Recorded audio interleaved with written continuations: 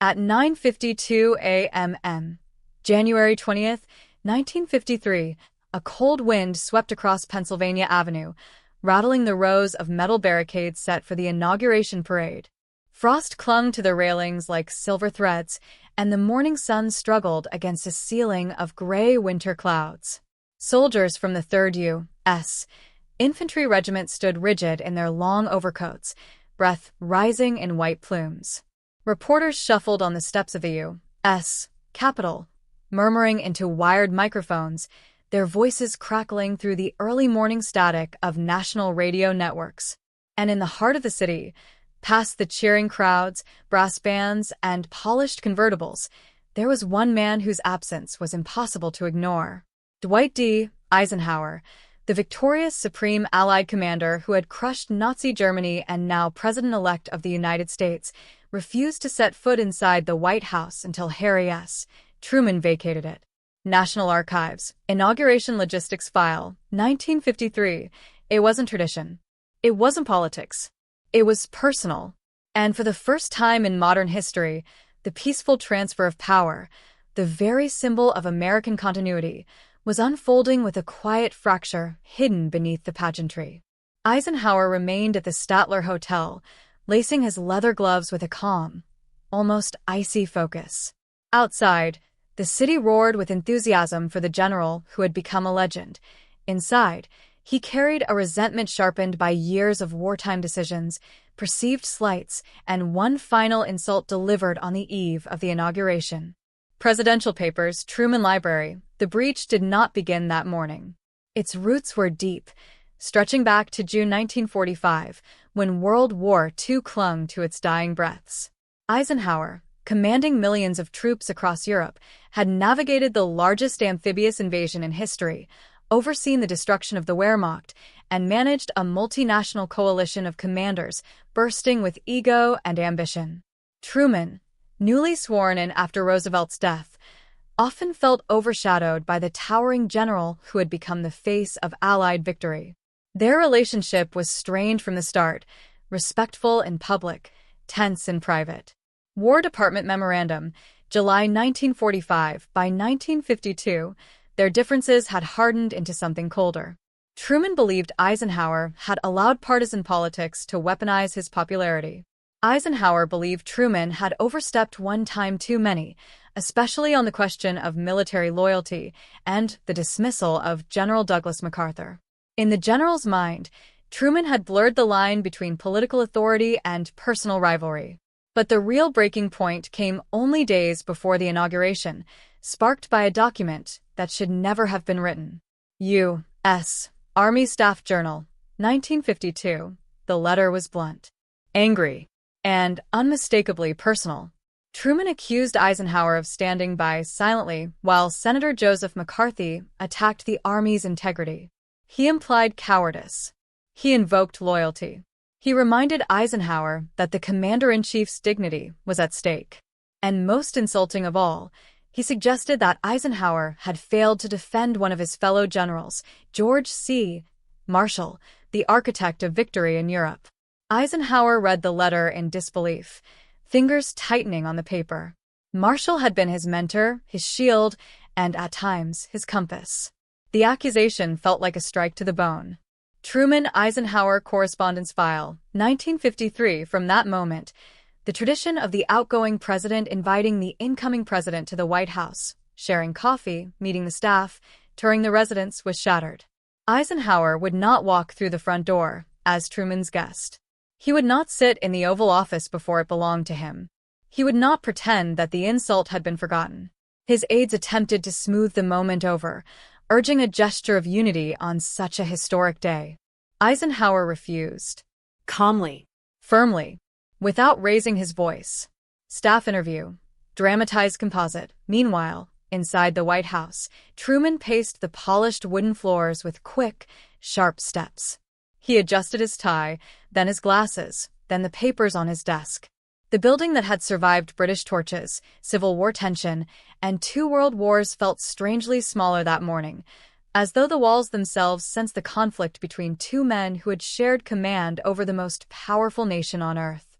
Truman's staff noted his irritation, his clipped tone, the way his jaw tightened each time Eisenhower's name was mentioned. White House Usher Diary, 1953. Outside, the streets of Washington were swelling with more than 125,000 spectators. Veterans in old Army uniforms, families waving flags, children perched on their fathers' shoulders to catch a glimpse of the five-star general who had stormed Normandy and broken the Nazi war machine. Trumpets shimmered in the cold air as marching bands tuned their instruments. The Capitol dome glowed faintly under the winter sky, a symbol of continuity rising over a moment of quiet discord. Washington Post inauguration coverage, January 20th, 1953. Eisenhower's motorcade finally rolled toward the Capitol just before noon. The engine's low rumble echoed off the stone buildings as Secret Service agents scanned the rooftops. Crowds surged forward, shouting his name, Ike. Ike. Their voices a tide of admiration that followed the convoy down the historic avenue. But what the cheers masked was the tension unfolding behind the scenes. Two presidents, one departing, one arriving, locked in a silent duel of pride and principle. Metropolitan Police Security Log, 1953. The moment Eisenhower stepped out of the car, the cold wind caught the edge of his coat, snapping it like a battle flag. Reporters scribbled in notebooks, clicking shutters in rapid bursts. Truman, already seated on the Capitol platform, watched with a tight expression that appeared polite but brittle at the edges.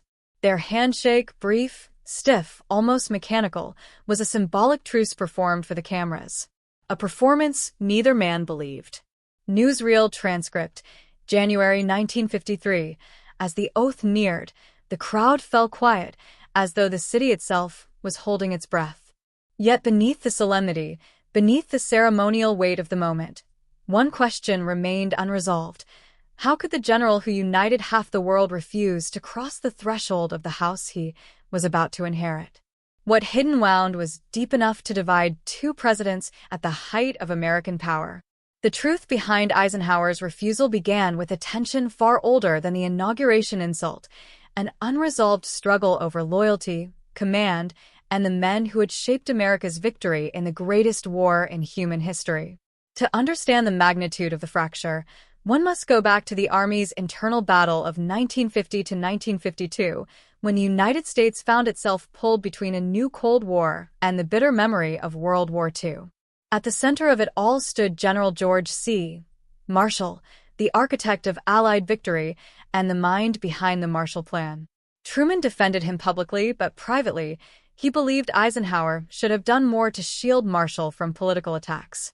Eisenhower saw the situation differently. He believed a soldier's honor should never be used as a political shield. The disagreement simmered quietly, unspoken but never forgotten. Department of the Army Political Affairs Brief, 1952. The situation boiled over during the McCarthy hearings. Inside the hearing rooms, under harsh lights and swaying cigarette smoke, senators hurled accusations of communist infiltration into the Army's ranks. Engineers, technicians, and officers, men who had built radar systems, coded signals, and maintained the new generation of Cold War weaponry, found themselves dragged into the political crossfire. Truman expected Eisenhower, the most respected military voice in the nation, to intervene forcefully. Instead, Eisenhower chose silence, convinced that open confrontation would erode civilian military boundaries. It was a decision rooted in the logic of command, but Truman saw only betrayal. Senate Investigative Committee notes, 1953. By late 1952, bitterness had hardened into something sharper. And Truman, in a moment of anger, wrote the letter that detonated their relationship. But the real shock, the part the public never understood, came from the final lines of the letter, where Truman accused Eisenhower of forgetting the men who built him, invoking Marshall's name directly. To Eisenhower, this wasn't criticism. It was sacrilege. Marshall had been the mind behind Operation Overlord, the diplomat who secured Allied unity, the strategist whose quiet brilliance kept the war from spiraling into chaos. Eisenhower folded the letter slowly, his jaw set like stone. He would forgive many things, but not this. Marshall Archival Memo, 1953. The fallout surfaced dramatically in a private meeting days before inauguration, when Truman's staff insisted Eisenhower tour the White House, as tradition demanded. The general declined. Calm, courteous, unyielding. His aides tried again, explaining that refusing the visit would spark rumors. Eisenhower simply replied, "I will not walk into that house until it is mine." His voice, normally warm, carried the authority of someone who had commanded millions of men through war. Aide memoir, dramatized composite. The deeper reason was something Truman never fully understood. Eisenhower believed the presidency was a sacred trust, not a ceremonial stage. For the general, crossing the White House threshold before taking the oath, especially after being accused of disloyalty, felt like stepping into a battlefield without honor. In Eisenhower's worldview, commanders did not accept positions until the previous commander relinquished them completely. It was a code forged in wartime discipline, reinforced by every engineer who built the bridges across the Rhine, every radio operator who held the network together during the Ardennes, every logistician who kept the vast Allied machine functioning in the mud and cold. U.S. Army Code of Command Report, 1946. As the inauguration crowd cheered outside, the hidden drama moved behind closed doors. Truman's advisors urged him to make a final gesture of reconciliation, perhaps a quiet private meeting. Truman refused. His pride, too, had been wounded. He believed he had preserved democracy under impossible circumstances: the Berlin airlift, atomic diplomacy, and the Korean War. Why should he bend to a general who, in his view, had allowed politicians to use him as a weapon? White House Staff Memo, 1953. But the conflict was not just personal. It was also institutional. Eisenhower carried with him decades of doctrine that generals must remain above politics, that alliances require strict loyalty, that soldiers live and die by codes stronger than party platforms. Truman, a man thrust into power in the middle of a world war, believed equally strongly in civilian supremacy and the absolute necessity of political accountability. Their philosophies collided like opposing fronts on a battlefield, two doctrines unable to coexist in the same command structure. War College Lecture Notes, 1951. The clash erupted publicly during the inauguration parade. Eisenhower, riding in an open car, passed the reviewing stand where Truman sat. Cameras captured the moment: Truman's fixed smile, Eisenhower's impassive gaze. To the cheering crowds, the tension was invisible. But military observers noticed something subtle.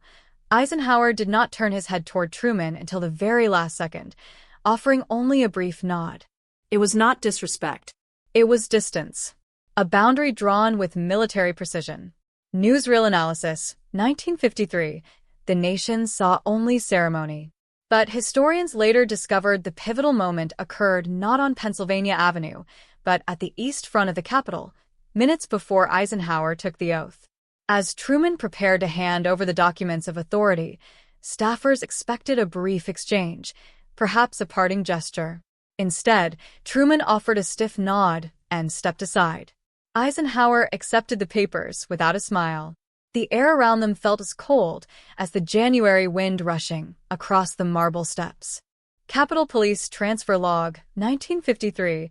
When Eisenhower placed his hand on the Bible, he glanced briefly toward the horizon, as if searching for a path beyond the last conflict of his military career. Truman looked on, expression unreadable. Two men who had shaped the world, one through command, one through political endurance, stood inches apart, yet separated by years of resentment. As the oath concluded, the crowd erupted in applause. But beneath the sound, the tension remained unbroken. And when Eisenhower finally left the Capitol, stepping into the car that would take him, at last, to the White House, he knew the confrontation was not finished.